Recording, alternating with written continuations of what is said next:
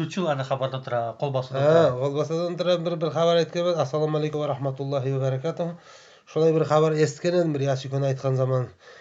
Бұрын дейді, біздің ноғайлар дейді, йылқы етке амырақ болған, йылқыды сойып, ортаға пішелер бітіп күрікпен олтырып, ортаға етті салып, сүйегінен етті айырып, sonra етті турап өзінің шегіне қолымен басып, соны толтырадан болған, колбас етеден болған. Сол қолымен басып, сонан кеткен дейді, қолбаса деп айтады дейді біздің ноғайлар. Сол қолбаса деген зат ноғайдан шыққан сөз. Түркиязычный.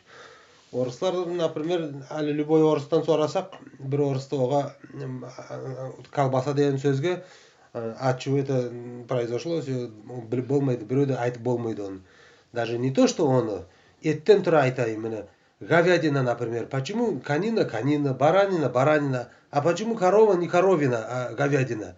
Вот любой орыстан сора, олар ответ беріп болмайды. Хотя орыс болмасақ та біз үйте білеміз. Бұрын старорусскийлар сиырға говяда деп айтатан болған. Не корова, а говяда. Вот сонан говядина. Әлі любой орыстан сора, өзлері білмейді, почему говядина ет. Сондай құзыр хабарлар естігенім, соны сізге де айтпас ем, бәрі де білген әруше. Сондай хабарлар. Қолбасы, получается, ноғалар йылқыдың етін айратан сүйектен, сол ет сол он шектерге сиятыны да? Да, вот сору еті полностью өзіне сүйексіз, өзінің шегіне сият дейді. Енді, естественно, бит ойлап қарасаң, действительно, оншам сүйек шығады ондан. Еті, естественно, сият атта не десе де, қарын жоқ шыға.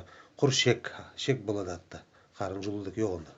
Ағаларды сол еті ескесін да? Соң бір Ясикон адам айтқан ескенім оны. Бұлай көп хабарлар айтқан, бар сөздерінде мен жинап алып болмаймын. Озеро Байкалдан тұрада рассказ еткен еді, Байкөл деп айтады. Байкал туы, Байкөл. Богатое озеро. Енді кішкенекей искажениялар кеткен. Осы балама. Көп, біздің түркі сөздер көп бұл дүнияда.